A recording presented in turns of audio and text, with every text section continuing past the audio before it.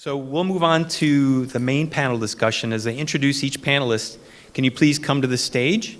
I'd first like to ask Ann Cookson. Ann is co-owner of Baker's Quality Pizza Crust and Crustology. Baker's Quality Pizza Crust has specialized in premium quality sheeted pizza crust since 1997, but they have roots in the Milwaukee pizza scene since the 1960s. They have nationwide distribution and provide continuing on-site training and product support to their customers. As a third-generation family business, they pride themselves on being forward-thinking and nimble, allowing them to provide short-run and custom products to their customers. Ann and her brother Chris also co-founded Crustology, handcrafted pizza crusts. Ann's strong managerial skills took her from horse farms to retail stores before landing back at Baker's Quality with Chris in 2013. Ann found inspiration among the dough and began to brainstorm with Chris to figure out how to take this incredible pizza product a step further.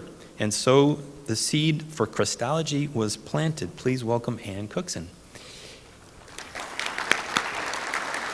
Next is Jeannie Cullen. Jeannie is co-president of J.P. Cullen. Jeannie is a fifth-generation family business owner of J.P. Cullen and serves as the company's co-president along with her brother George Cullen. Jeannie has a bachelor's degree in psychology from Dartmouth and went on to earn her master's in educational leadership and construction management from UW-Madison. Prior to her role as co-president, she was the vice president of J.P. Cullen's healthcare construction division. That division was founded and grew significantly under her leadership. Please welcome Jeannie Cullen. Lastly is Matt Powell, president of Century Fence. Matt is a fourth-generation president of Century Fence Company. As the leader of the over 100-year-old family business, Matt is actively stewarding and transforming the business for its next 100 years. Prior to joining the family business, he was a mergers and acquisitions analyst. Matt is also author of his recently published book called Build to Flourish, Leading Your Family Business into the Next Generation. Please welcome Matt Powell. And our moderator is Arthur Thomas. Arthur is BizTimes Managing Editor and Director of Audience Engagement. Arthur, it's all yours. Thank you, Dan, and thank you everyone for being here, and thank you to our panelists. Really been looking forward to this panel. Had a chance to chat with all our panelists ahead of this, and a lot of great insights to share with you. Let's start by getting to know them a little bit more. Kind of just go down the line, and maybe just tell me a little bit more about each of your companies and maybe your own family business journey. Did you always plan to be in the business? Was it a thing you came to later? How'd you get into it? Matt, we'll start with you. Sure. So Century Fence is over 100 years old. It was started by my great-grandfather as a small scrap metal business in Waukesha. And over the past 100 years, it evolved into a clothesline installation business in the 20s, and then that pivoted into a fence business. And then over the next 70 years, we evolved our fence business and strengthened it, and then also got into the road striping business in the late 60s. The Wisconsin DOT decided they did not want to perform that work, so my grandfather spitballed a striping project, and he wound up being the only bidder, so we had to figure out how to go stripe roads. Off Silvernail Road, that's where it all started. And now, to this day, in 2023, we touch 10 states with our work in fencing and road striping. And growing up, my mom, my grandfather had 6 daughters, and none of them joined the family business for the operations. And my mom married a doctor, so I grew up in Virginia. So I never had any plans of joining the family business. I never had any interest of moving to the Midwest. I grew up on the East Coast. And so after college, I decided to get into investment banking. And while I was in that journey, I really got to appreciate family business. I was helping sell family businesses for a little bit of time. And I really got to appreciate the people behind the numbers and wanted to be a part of something bigger than myself. So I joined in 2014 my family business. And when I moved up here, I didn't know a soul. My wife and I got married and moved up here. And over the past 8 years, it's been a journey of learning, of listening, and taking in this great state and the opportunity to be a part of a company that really changes people's lives, I believe. Jeannie? Awesome. That's pretty special. I didn't know that. I look forward to seeing your book, too. So I'm Jeannie Cullen, and really proud to be a fifth-generation family business owner and leader. Mr. Bemis, when you said that you see yourself, or you saw yourself as a steward, that's something that we say and we've heard from our dad and uncles, is really our job is to be a steward of our great-great-grandpa's vision and business and the 2 other generations after him, and get it to hopefully the 6th and 7th generation and so on. So that really resonated. Our family business is a large construction manager, general contractor, really proud that we still self-perform 6 trades. Just got out of union negotiations last week, so that was fun and a great experience. But we really pride ourselves of being at the face of the work, boots on the ground, being in the field, because that's really what makes J.P. Cullen and the Cullen family successful. We do work predominantly in southern Wisconsin, but we do travel nationally with our industrial clients to like 38 states at any given time. Have about 1,000 employees, many of which are union employees, but very thankful that they call Cullen home. I did not plan to go into the family business, really had no desire to, no pressure to. I was one of 13 cousins, and I was the only one that never did an internship, never spent a summer at the yard. Was always going to be in college basketball coaching was my goal and my dream and my vision after playing out east at Dartmouth. I did it for about 3 years as a grad assistant at UW-Madison under Coach Stone, and while I had a great experience, I quickly realized that I loved being in Wisconsin and close to my family, and I'm a very competitive person, so I knew that if I wanted to keep in coaching, that I'd be moving every 3 to 4 years to rise the ranks and eventually get to where I wanted to be. And I just knew that I couldn't move away from my family and the great city of Madison that I moved to. So a few years later, I was 27 of 30 credits into a master's in educational leadership and said, whoa, this is not what I want to do, so what am I going to do? And my dad was smart enough to introduce me to 3 women in the construction industry that quickly showed me that it's like any other business and any other team. While there's more men, you just got to figure out the people and what your role and your fit's going to be, and it's been the greatest change I could have made. So that's my story and intro to Cullen. Absolutely. Ann? Yeah, so Baker's Quality has its roots kind of in the 60s. My grandfather owned a chain of pizza restaurants that were local to the Milwaukee area, and over time, that business grew into a small commissary, so he was making his pizza crusts and shredding his cheese and distributing them out to all of his restaurants.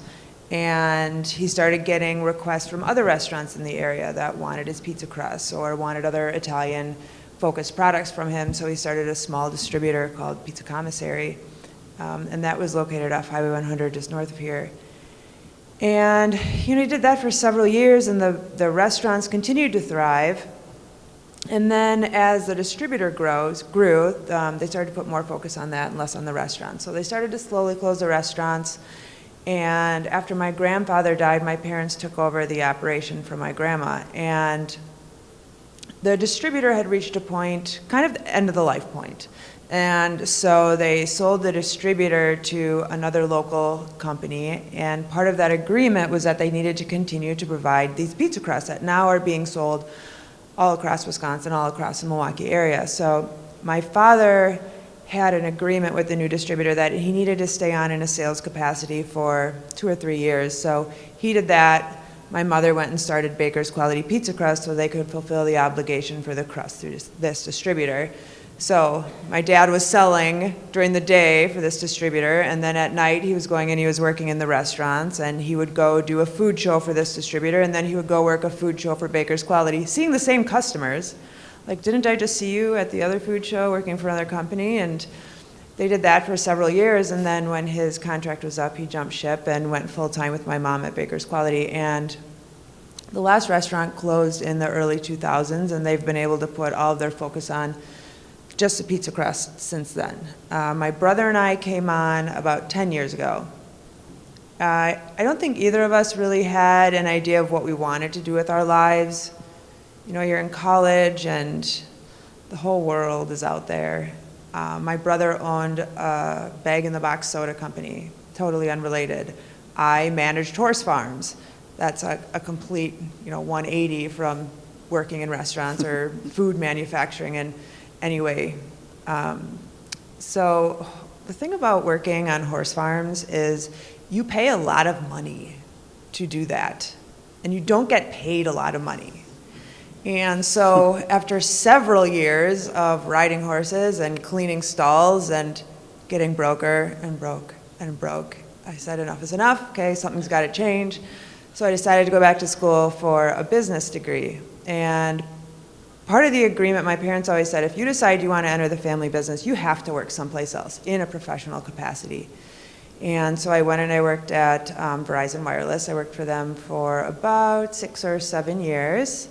I worked my way up into management, got my MBA through their tuition reimbursement program, and then immediately turned around and left, which shame on them for not having an agreement that I have to stay for a period of time. And so then I went to join Baker's Quality, and so that was 10 years ago. And it feels like yesterday. The time has gone by incredibly fast. I absolutely love what I do, and I love working with my brother. My parents still work 2 days a week, but they're traveling a lot, and they're starting to go off into retirement. Let's dive in a little more to that. We talked about how you each got into the business. Let's get more into the transition into a leadership type role. For each of you, when did you really start thinking, not just working the business, I want to lead it, I want to potentially own it? When did you start thinking about that, and how did you go about preparing to step into a leadership type position? And we'll start with you again. Yeah, I can start. Again, I never thought that I would enter the business in any type of a professional capacity, but being in a family business, and it's not just my immediate family, almost every single member of my extended family is an entrepreneur. So this is something that has been ingrained in me for generations. My grandfather started a construction company my mom's dad. My dad's dad started the pizza restaurants. Before that, he had a trampoline park. He had a grocery store. He just did everything you could possibly think of. So we, starting at 5 years old, were pouring sodas at our State Fair concession, handing them to customers. I mean, we've been doing this for so long. We worked in the bakery summers in high school and college, all the way from the bottom. I mean, we cleaned the toilets, we mixed the dough, we cleaned the machinery, and then, when I decided to come in at a professional capacity, we kind of had to do the same thing. We were required to work so many hours on the production floor while also learning the purchasing and the accounting and the HR roles and everything that went along with that. Jeannie? Yeah, for us, we had two really separate paths for ownership and management succession, and our ownership succession started when we were in high school and below, and just getting us exposed to the business, meeting people, things like that. There were three brothers that were all equal partners in the fourth generation, and they did a really good job of setting a family employment policy where you had to go work elsewhere. You had to be an active family member to be an owner. Some other things that really made sure if you were coming back to the business, you were in it for the right reason. So that started formally in what year are we in? We're 2023. I have a lot of kids, so everything's either before kids or after kids. In December of 2021 is when we officially took ownership, and my dad started his succession and exit from the business 10 years prior to that, and it gradually happened. Where the company retained or paid him out, and he was able to retire. We took ownership in December, and each of the uncles and my dad passed their ownership on to their kids. So that was separate, and again, you had to be actively working in the business to become an owner. So there's now 6 shareholders. One of the fourth generation is still around, and then there's 5 of us in the cousin generation.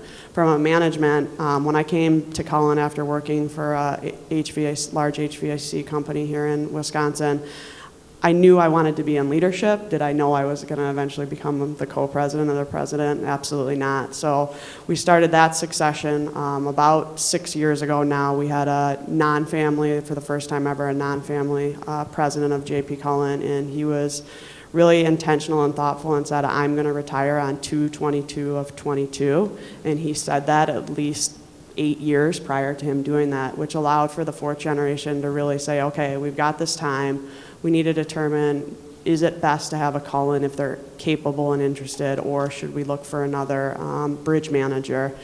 And 2 out of the 6 of us said we'd be interested in becoming the president and going after this position. So when that happened, it set off a 2-year interview process where they did a deep dive on everything from our leadership, our management, our past performance, what our vision was for the company, and that, again, it transpired over 2 years. And they ultimately, after we each presented our vision for J.P. Cullen, it was a pretty intimidating presentation because we were giving it to the 3 current owners and the current president and 3 outside advisors. So we basically had to say, here's what we like and here's all the things that we might change. And luckily they all listened and were receptive, but they came back and said, we just graded you on an 800-point scale and you were within 30 points of each other.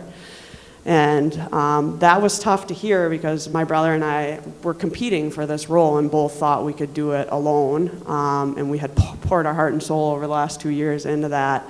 And they said, guys, we're not making the easy decision. This is not an easy decision because we have to do what's right for Cullen. And we also are only going to do this if you guys show us that you can be co-leaders and that you can make this work and make us a better company.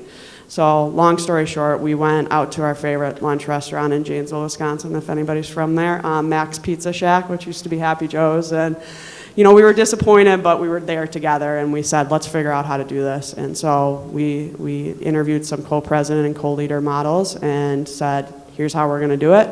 We presented that, and they said, yeah, let's do this. And we actually got thrust into it quite a bit earlier because, unfortunately, the president, Ron Becker, passed away in 2020. He got really sick and passed away from cancer within like 5 months of being diagnosed. So all of a sudden we went from having a 3-year transition period to, holy cow, we're going to take over this company in June of 2020. I'm sure all of you guys remember what was going on in June of 2020. So it was, obviously we'd never want to lose Ron, and that was awful, but it was a little bit of a blessing in disguise because there was no time to blink. We just had to step up and lead, and people were looking at us, and we had to do it confidently, and it's been a fun ride these last couple of years. Absolutely. Matt? So my journey did not have a lot of clarity. It didn't have an end goal. When I moved up here, it was just get in, get your feet wet, and come along for the ride. And I would say it was not self-directed. I remember my first day, I was sitting in my office and just twiddling my thumbs. I was like, what am I going to do today? No one was directing me, so I had to find my own path. And fortunately, I was able to run into some incredible mentors and coaches over the past 7 years. And this event, actually, Dan, I haven't shared this with you, was the game-changing moment for me in 2015, where I met my life mentor in the audience when I was here. So thank you for this event. And so for 7 years, I was in the second chair. And sitting in the second chair is very difficult. And the way for me to articulate it is you're expected to prepare for the future, but live in the present. You are expected to lead, but follow. And then you're expected to go wide and then deep at the same time. And it can be a very exhausting and maybe sometimes demoralizing situation. So for me, I was able to find my escape with my mentors, my coaches, and also reading as well. And it's just, I think it's so important to appreciate those that are sitting in that second chair, that if you're in the first chair, to help lead and guide and give of yourself to help those in the second chair along the way. I want to touch a little bit more on ownership specifically. Jeannie, you talked about the need to be in the business, to be an owner. And one of the potential challenges for a family business, if you're successful, you grow, and maybe that next generation isn't in a spot to take over ownership. So I guess for each of you, how have you gone about that transition into ownership? And I know you when we talked before the panel here, just you guys, the way you're structured help you guys navigate through the COVID period. Yeah, so we are, our buyout is an every 2 year agreement, basically. So it's funded by dividends, essentially. Every 2 years, Chris and I buy 20% of the business from our parents, and the final purchase will be all voting stock. we should have been going into that final purchase in the next couple of years. But because we're financing it internally and we didn't go for outside financing, it allowed us. During the pandemic, a little backstory here. Baker's Quality sells pizza crusts into restaurants. And we thought we were super diversified, and we sold into bars, restaurants, stadiums, universities, resorts. They all closed. Every last one of our customers closed during pandemic, and within 2 weeks, every purchase order we had in the building was canceled. We went from 100 to 0 very, very quickly. All of our income dried up. And we just went forward on blind faith. We had just bought a building, new equipment. We were doing a complete build out. We were moving. It was really intense. But because we're internally financing our buyout, we were able to stop all dividend payments, which means we didn't get our dividends, and we stopped paying our parents for our buyout. So we've skipped 2 buyouts at this point. We were supposed to do one in April of 2020 that we skipped, and we were supposed to do another in 2022 that we skipped, as we were still recovering. Now we're fully recovered, and we're making back payments, and we should be making our next payment here pretty shortly. So that was really our saving grace during the pandemic. If we would have been bank financed on our buyout, we never would have made it. Yeah. Wow, that's a lot to go through for sure. We were very fortunate. My grandpa passed on the business to his 3 sons without them having to take on any debt or take any setbacks personally or professionally. And thankfully, my dad and his brother that has now transitioned out of business did the same thing for us. So we were able to not skip a beat come December of 21 and really have had no impact to our financial standing, which is a big deal in construction with the risk and the equipment you have to purchase and things like that. So that we're very blessed and thankful from that. Some of the conversations that we're starting to have, and we actually just started a non-fiduciary board, but it's the first time in 130 years that Cullen has had a board, which is a big deal. And we've had 2 meetings so far, and both of them have been like, holy cow, I can't believe we didn't have this before, but also this is going to be awesome for the future. And we're talking about how are we going to pass this to the 6th generation, because going from the 4th to the 5th, it went from everybody was equal 3rd owners to now we have varying shares based on how many siblings entered the business. So I have 2 siblings, so my dad's 3rd got split in 3rd, so we're 9th owners. We have a cousin or an uncle who split his 2 ways.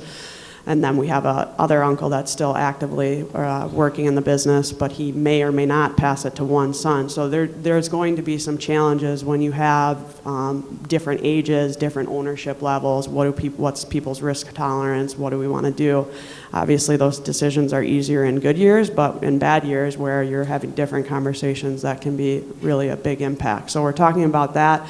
And then the other thing, and I know we're going to touch on culture as well, is we intend to be a family business, not because the Cullens want us to be a family business, but because of our people want us to be a family business. And it was pretty incredible. We were at strategic planning back in February, and we're talking about our vision statement and revamping it, and everybody broke up into subgroups, and not everybody, but 10 of the 20 people that were there came back and said one of their goals and one of their visions was that the 6th generation, it stays a 6th generation family business, which was pretty cool and special.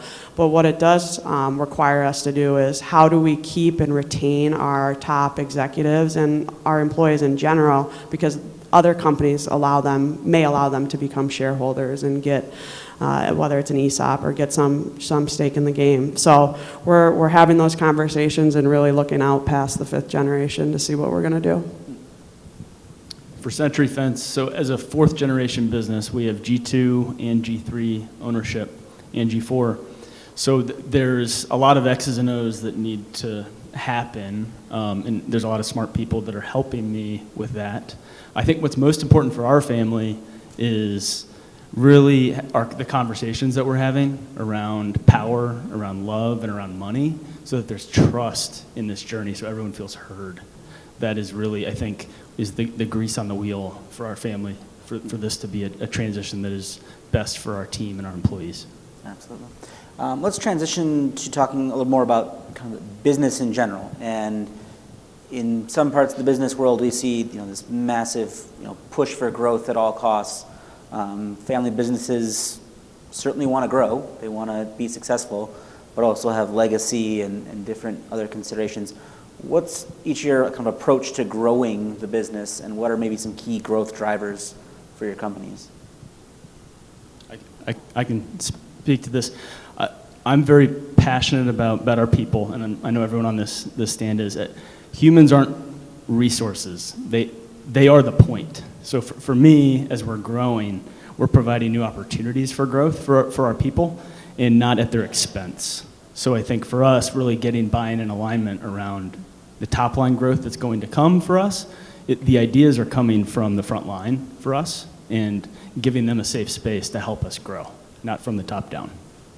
Yep, and I'd say we're the same, but I can definitely remember my dad and grandpa saying, don't just chase growth to chase growth. The last thing we want to do as a family business is have to have layoffs or let go of people because, we grew so fast, so we went and hired 100 people, but we know we're not going to be able to sustain them. So we really pride ourselves on having a conservative growth rate, but really looking for what are those opportunities that are going to add value to those individuals, and who wants to throw an idea out there and say, hey, we should go do this. Why haven't we done this? And the Cullen's response is always put together a business case, and we're pretty certain we'll say yes if it makes sense. So that's really important to us, and it's just we pride ourselves on not losing sight of the people, because that's what it's all about. We have a 95% retention rate, which in construction is pretty unheard of, and we are very proud of that, and that's because our people know that they're going to have a job tomorrow, and they're going to have a job in 6 months and in a year and so forth.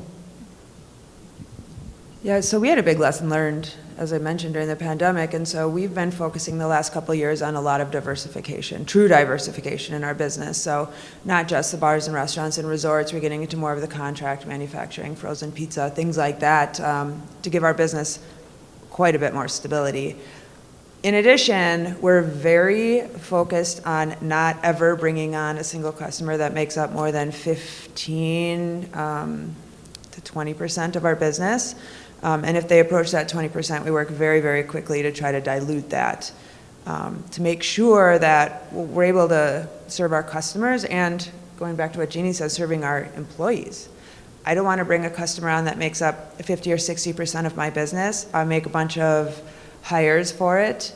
They decide to bid it out. They go someplace else, and I'm laying off a bunch of people. There's some skill that goes into baking, into making pizza crusts. We have a very hands-on process. So if I bring somebody in, I don't want them to leave. I want them to love their job. I want them to be happy, and I want them to be skilled. We heard a lot in the keynote conversation about innovation, and you kind of think about it, family businesses maybe have potential to be susceptible to, well, we do it this way, this is the way we've always done it, and you don't get innovation. How do you, and you both just mentioned the importance of frontline bringing forward new ideas.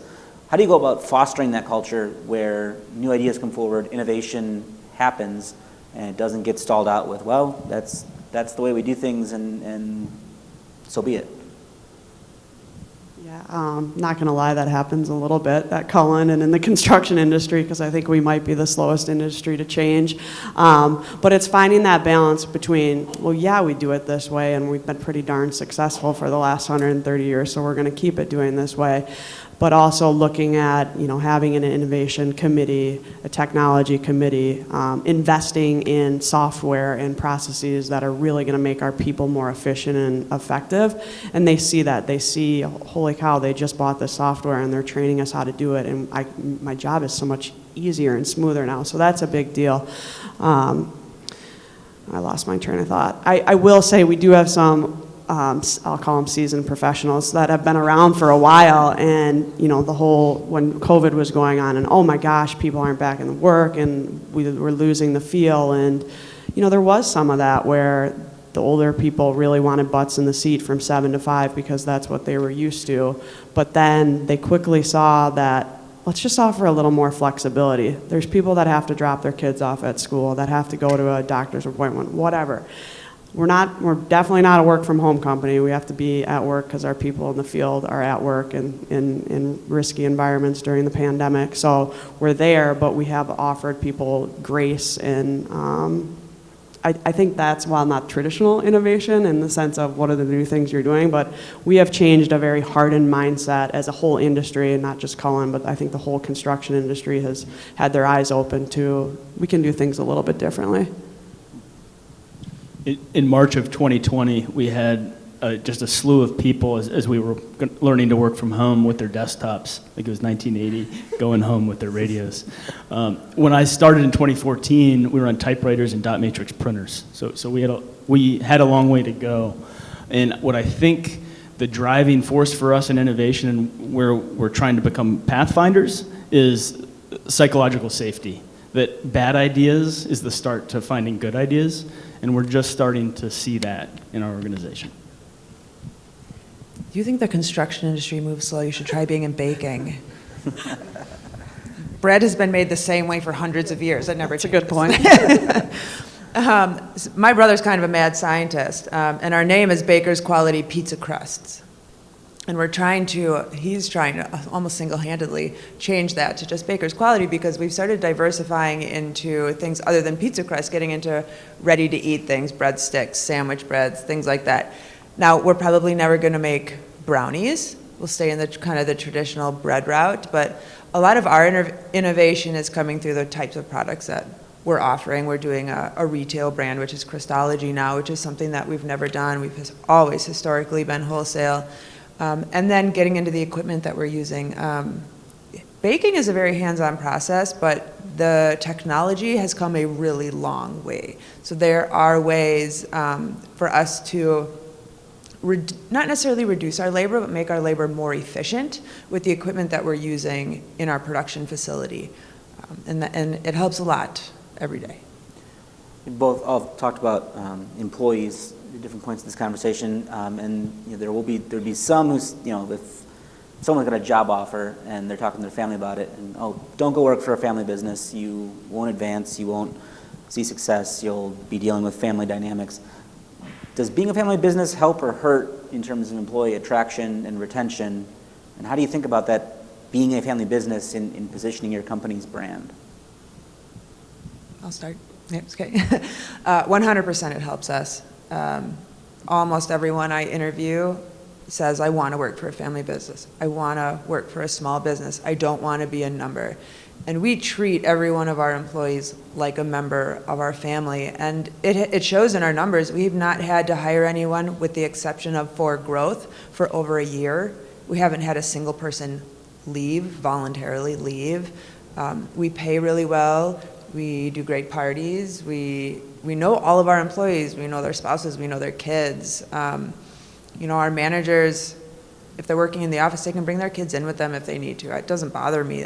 You were talking about leaving for doctor's appointments and things like that. There's just a human part of owning a business. And, I think that really is reflected in the management and the ownership and how they're treating the humans that work for them. I would agree completely. I think, again, to have such a low turnover rate speaks to that, and that people want to be a part of our family business, which is pretty special. And again, I just feel fortunate to be a part of it. What's cool though is, being a family business is we don't have to answer to someone else. If we want to make a decision to whether it's have a party or give a little bit extra to the foundation or give a little extra to the employees, whatever the example would be, we get to make that decision because it sits right and it's the right thing to do, which is a good position to be in. I think the other thing is we are a very transparent company, and think that is also really important, and we can be as transparent as we want as a family business, and I think our people appreciate that. The Cullens share all the information from project level success to company success and numbers. They know how we're performing, and they see what we're doing with those results. So I think that really helps as well. I would echo both of their sentiments, and we get most of our people through employee referrals, so word of mouth, and people wanting to join the team. Excellent. Let's wrap up with some of the family dynamics. We've talked about the transition into leadership. We've talked about business, the family part of the equation. To the extent making decisions as a family, whether you're talking to people who aren't maybe in the business on a day-to-day basis or things like that. What's what's the process for making family decisions about the business? And maybe any lessons learned from prior generations? Lesson learned for me is to keep my family engaged. So I have scheduled conversations with every shareholder every month, or quarterly if that's what they would prefer. So I am keeping the conversation going so that the family business is a point of us staying in touch as a family and making it something that we are trusting as a family and we're aligned. Because if we're out of alignment, then that's where chaos will begin to ensue. So for me, as the president and as the lead steward, trying to keep everyone in the conversation. Yeah, I would say something that we did, and we didn't call it a family council, but it probably was similar, is we really started our relationships at a young age and got together, whether it was once a year as we were in our college years, but prior to that we were together almost every weekend. But then once we were getting older and into our professional lives, even when we weren't working at Cullen, we started having those routine meetings where we didn't really have anything to talk about. It was more social and fun, but then as we got in the business, each time you ended up having one or two more things that were more business impactful discussions and decisions, which prepared us for now that we are in management and ownership. I still think we're a young ownership group, and we've only been at it for 2.5 years, so we're not perfect. We definitely have times where a management bleeds into an ownership discussion and vice versa, and we have to try and remind ourselves that would be better served at our ownership shareholders meetings that we do once a quarter versus the president's meeting that we do every 6 weeks. So we're working on it. The board has helped us really with that as well, and then we do work with a family business consultant occasionally when times arise. Yeah, I think ours is the simplest because it's just my parents, myself, and my brother. And you'd be hard-pressed to get us to stop talking about the business to our spouse's frustrations sometimes. We have regular meetings. We have an all-hands meeting on Mondays, and after that, the four of us always meet and just kind of discuss anything that's maybe not appropriate, but, holidays, weekends, up north of the lake, it's all business. All business all the time.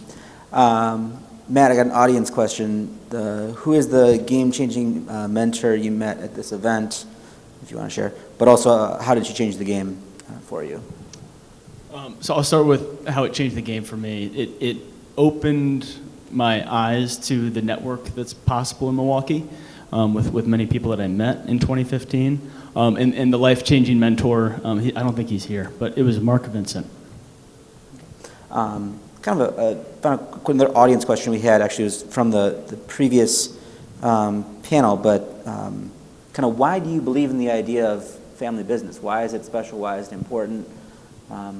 Maybe we've only got about 2 minutes left, but we hold kind of family business in this special other category separate from public corporations or private equity-backed firms. Why is it so special? It's the greatest force for good. It's the long-term view. It's if you want it to pass on, as the Beamises were discussing, transcending generations, you can build so much unity in a world that needs it so badly. Yeah, for me it would be the people and the pride that comes along with the family business. Again, not just for people with the last name Cullen, but for the families that have worked with us at Cullen for 130 years. There's just so much pride, and it's amazing to be a part of. Yeah, it's the heart, for sure. We pour everything we have into it, and you don't get that from a private equity firm.